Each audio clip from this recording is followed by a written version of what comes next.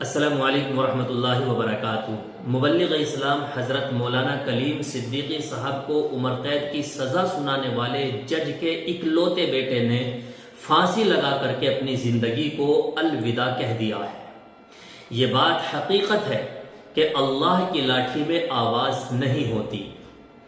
یقیناً جو لوگ اللہ کے پسندیدہ اور برگزیدہ بندوں کو ستاتے ہیں، ان کو تکلیف پہنچاتے ہیں، ان کی عزتوں کو پامال کرنے کی کوشش کرتے ہیں، اللہ تبارک و تعالی ایسے لوگوں کو اسی طرح سے سبق سکھاتا ہے۔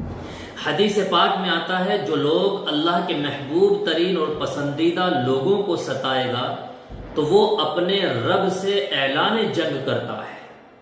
تو ایسا ہی کچھ جج صاحب کے ساتھ ہوا کہ جس دن حضرت مولانا کلیم صدیقی صاحب کو عمر قید کی سزا سنائی گئی، اسی دن رات کے وقت تقریباً جج صاحب کے تمام گھر والوں نے کھانا کھایا، اور کھانا کھانے کے بعد سارے لوگ اپنے اپنے کمرے میں سونے کے لیے چلے گئے۔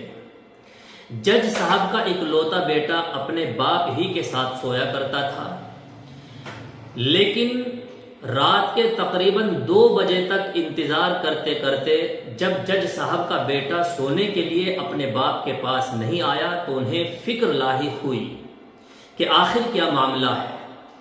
تو جج صاحب اور ان کی بیوی نے بیٹے کا دروازہ پیٹا، اور بیٹے کے کمرے کا جب دروازہ پیٹا تو اندر سے کوئی آواز نہیں آئی۔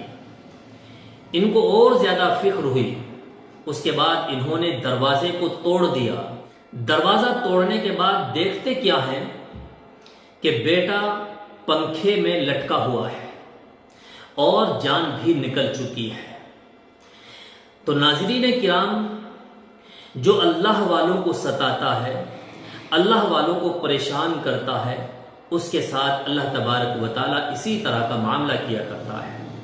اور ہمیں اللہ کی ذات پر یقین کامل ہے کہ انشاءاللہ العظیم حضرت مولانا کلیم صدیقی اور ان کے تمام رفقا کے لیے اللہ تبارک و تعالی ضرور بضرور ان کی رہائی کے اسباب ضرور پیدا فرمائے گا۔